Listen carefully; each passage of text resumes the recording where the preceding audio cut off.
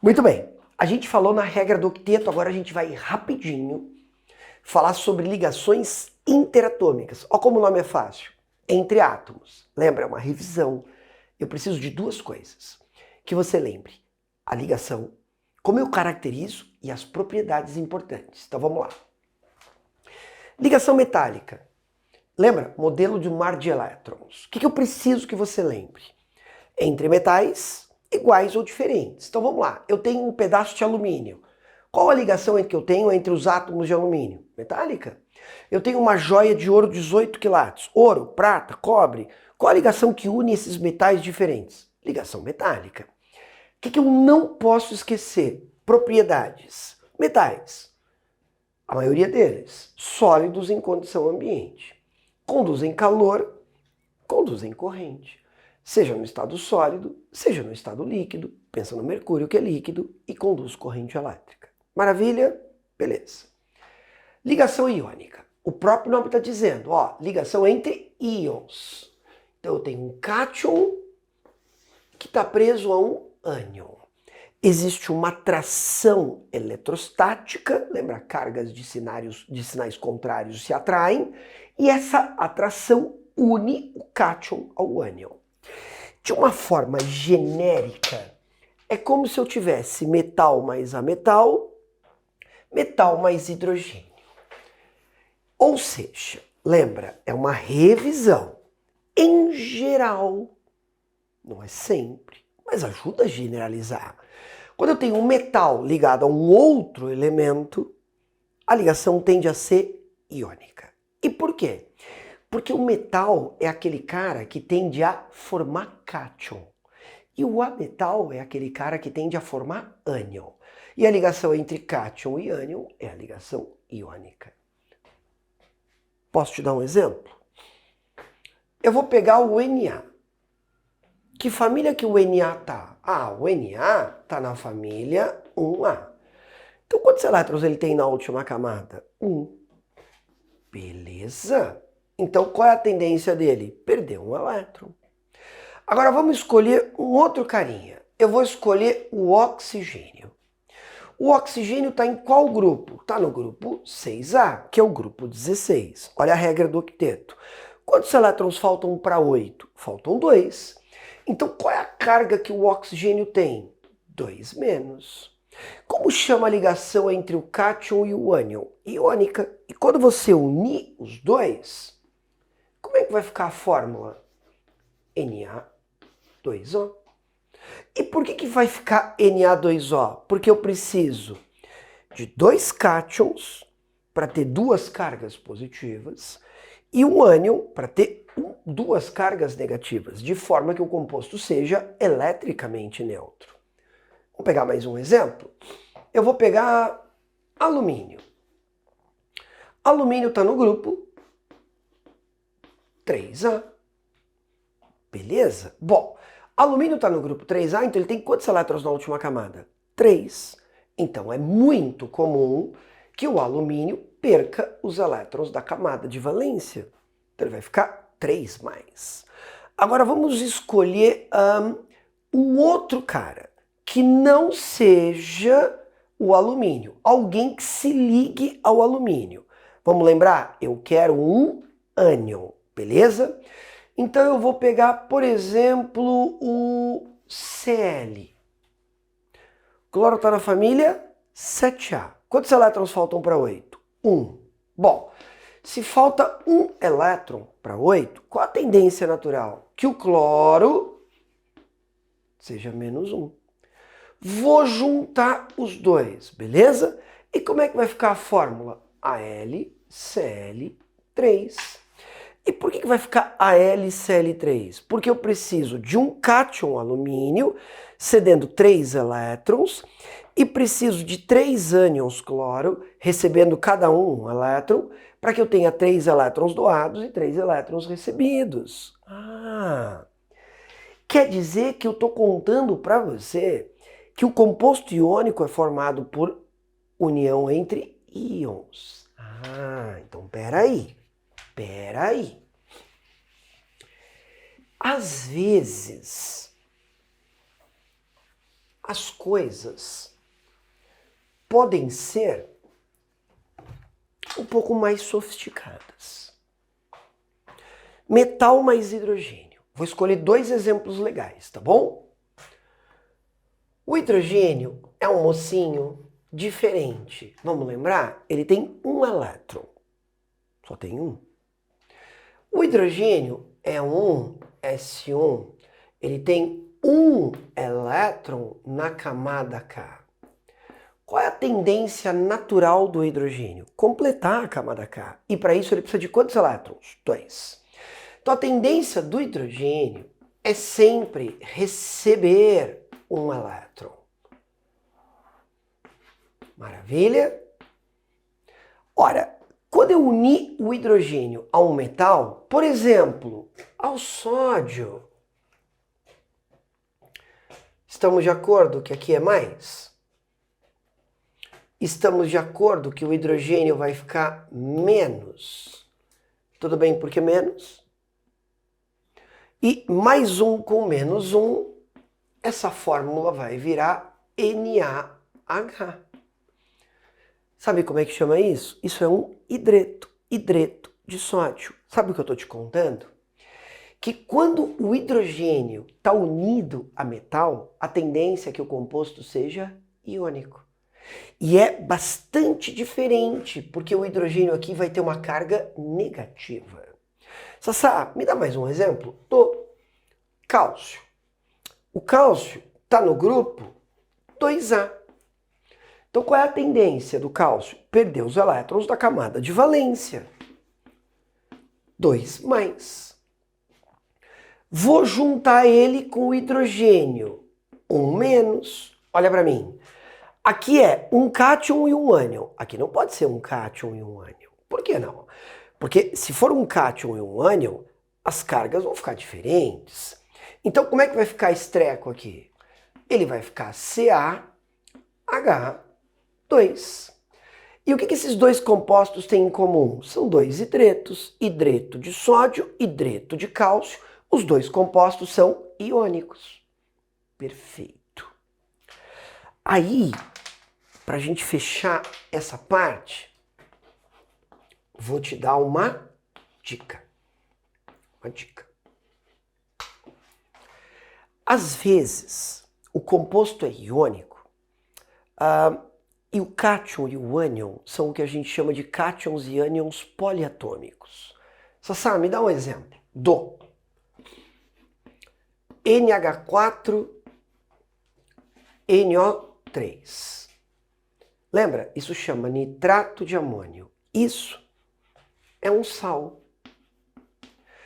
Todo sal é iônico. Então, qual é o pulo do gato? Como é que eu enxergo aqui que o composto é iônico? Porque eu estou unindo o cátion amônio e estou unindo o ânion nitrato. E como chama a união entre o cátion amônio e o ânion nitrato? Não tem dúvida. Como é que chama a união entre íons? Iônica.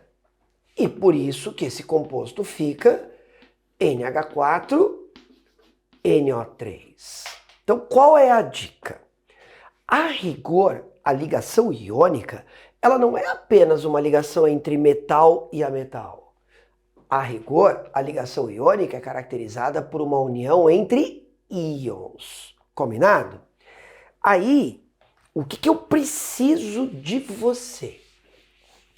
Eu preciso de você, e isso é extremamente importante, porque isso vai ser cobrado de você. Eu preciso das principais propriedades. Lembra?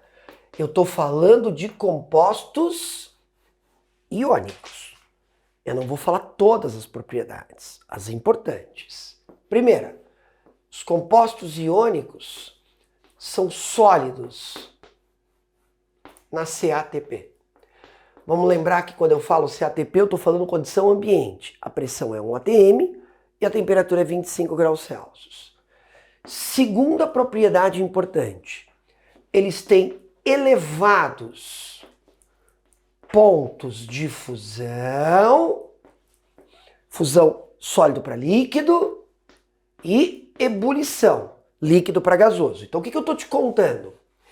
É fácil derreter composto iônico? Não. É fácil ferver composto iônico? Não. 3. Conduz corrente.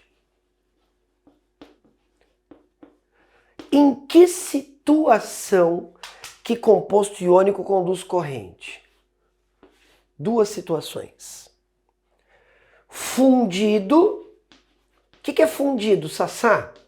Fundido é aqueci, aqueci, aqueci até ele derreter. Lembra, tem que aquecer bastante, porque o ponto de fusão é alto. Ou conduz corrente em meio aquoso. Não pode esquecer. Está vendo isso, tudo que eu falei? Se você prometer para mim que você vai guardar, e o que eu vou apagar aqui e vou falar um pouco agora sobre composto molecular, tá tudo bem encaminhado para você acertar qualquer questão que mexa com ligação entre átomos. Me dá um minuto, eu vou apagar. Agora eu vou falar de composto molecular para a gente fechar isso e fazer vários exercícios. Agora a gente vai falar da ligação covalente. Toda vez que o composto faz ligação covalente, eu vou chamar o composto de molecular. Ó que fácil. Molecular lembra molécula. Molécula é uma entidade eletricamente neutra. Cargas positivas, cargas negativas somadas vão dar zero. O que caracteriza a ligação covalente? Compartilhamento de elétrons. Então agora é diferente da ligação iônica, em que eu tenho uma transferência. Aqui eu tenho compartilhamento. A metal mais a metal mais hidrogênio, hidrogênio mais hidrogênio. Aí aqui eu coloquei algumas dicas para você. O hidrogênio está no grupo 1A. Quantas ligações covalentes ele faz? 1. O nitrogênio está no grupo 5A. Quantos elétrons faltam para 8? Faltam 3. Então ele faz 3 ligações covalentes. Veja que aqui eu estou fazendo 3 ligações simples, mas eu posso fazer uma tripla também. Quando eu penso no oxigênio, ele está na família 6A. Quantos elétrons faltam para 8? 2. Então ele tem que fazer uma dupla. Ou, eventualmente, ele pode fazer 2 ligações simples. O cloro está na família 7A. É um halogênio. Quantos elétrons faltam para 8? Falta 1. Então ele faz uma ligação covalente. O carbono é aquele mocinho serelepe especial. Ele está na família 4A. Então ele é tetravalente e tetracovalente. Então ele pode fazer 2 duplas, 4 simples, uma simples e uma tripla, uma dupla e 2 simples. Isso me ajuda muito. Por exemplo, vou montar a molécula do CO2. Então não tenho dúvida. Eu tenho um carbono, eu tenho 2 oxigênios. O carbono tem que fazer 4 ligações.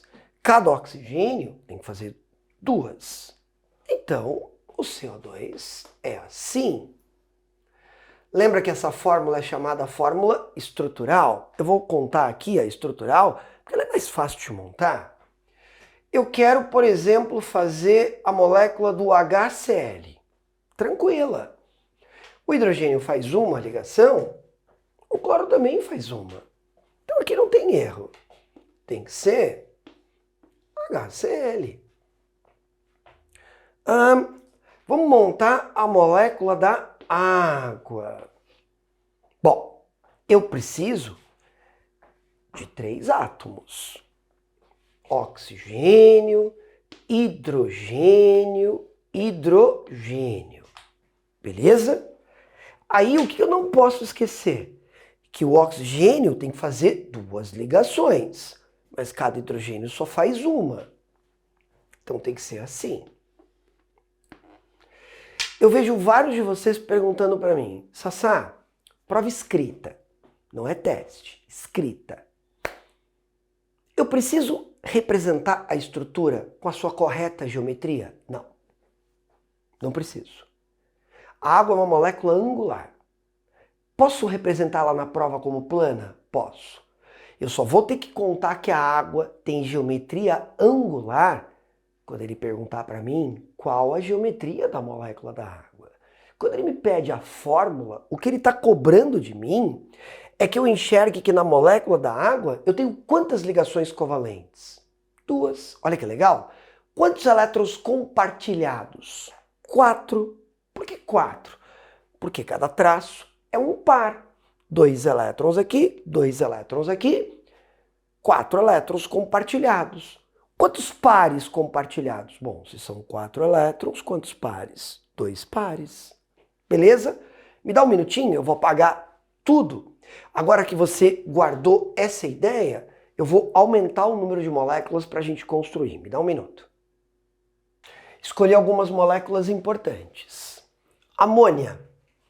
O nitrogênio tem que fazer 3 ligações. 1, 2, 3. Cada hidrogênio faz uma ligação. Lembra que eu não estou preocupado com a geometria. Pronto. Metano. O carbono tem que fazer 4 ligações. Cada hidrogênio faz uma ligação. Então, pronto. Mais uma vez, não estou preocupado com a geometria.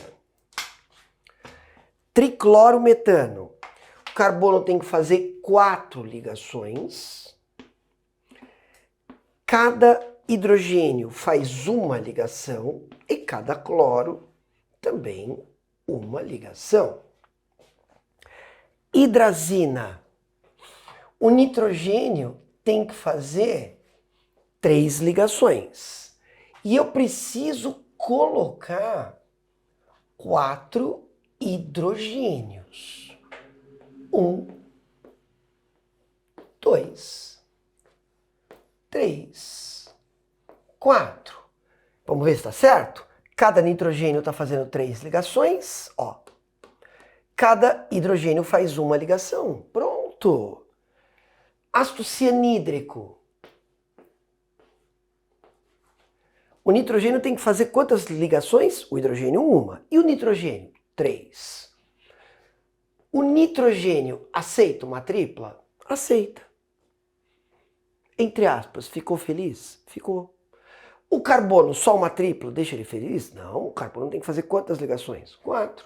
Como o hidrogênio tem que fazer uma, acabou. Essa molécula, você está vendo que é maior? Ela chama ureia. A ureia é um composto orgânico. Quando eu penso em composto orgânico, qual é o pulo do gato? Vamos colocar o carbono no meio. Por quê? Porque ele faz mais ligações. Vamos colocar o nitrogênio na extremidade e os oxigênios. Vamos lembrar que o oxigênio faz quantas ligações? 2. Cada nitrogênio faz 3. O carbono faz 4. O carbono está certo. O oxigênio está certo. O nitrogênio, agora com os hidrogênios, também está certo. Pronto. Concorda? Isso já me ajuda. Aqui, eu tenho um ácido. Qual é o pulo do gato? No ácido, o oxigênio tem que estar unido ao hidrogênio. Está vendo esse cara? Esse cara é o hidrogênio que vai virar H+. Como eu tenho um hidrogênio ligado ao oxigênio, ele vai ser chamado de um monoácido. Quando essa ligação quebrar, ele vai virar H+. Ácido nítrico, nitrogênio, oxigênio, oxigênio, oxigênio. Vamos colocar um hidrogênio aqui. Lembra? É esse cara que vai virar H+, combinado? Aqui eu tenho uma ligação simples, beleza? Aqui eu tenho uma dupla, beleza? O nitrogênio está fazendo quantas ligações? 3, tô certo? Cada oxigênio está fazendo duas ligações, mas eu preciso colocar esse oxigênio. Agora eu preciso de você. Aqui tem um par, lembra? Aí entra aquela tal de ligação covalente dativa. Ou simplesmente covalente. Aqui. Vamos lembrar que qual é a diferença entre aspas da covalente normal para covalente dativa? Que na dúvida você vai falar covalente. A diferença é que na ligação covalente normal, na formação do par, cada elétron vem de um átomo. E na ligação covalente, entre aspas, dativa, o par vem do átomo que já está completo, que no caso é o nitrogênio. Como o nitrogênio tem um par disponível, ele pode fazer uma covalente dativa. Ou simplesmente, na prova, covalente. Maravilha? Propriedades importantes. Então vamos lá. Quando eu penso em compostos moleculares, pode ser sólido, pode ser líquido, pode ser gasoso na CATP. Então, por exemplo, nitrogênio é gás, água é líquida, glicose é sólida. Puro, ou seja, qualquer composto molecular puro não conduz corrente. Então vamos lá. Água pura conduz corrente? Não. Etanol puro conduz corrente? Não. Glicose pura conduz corrente? Não. Mas em água,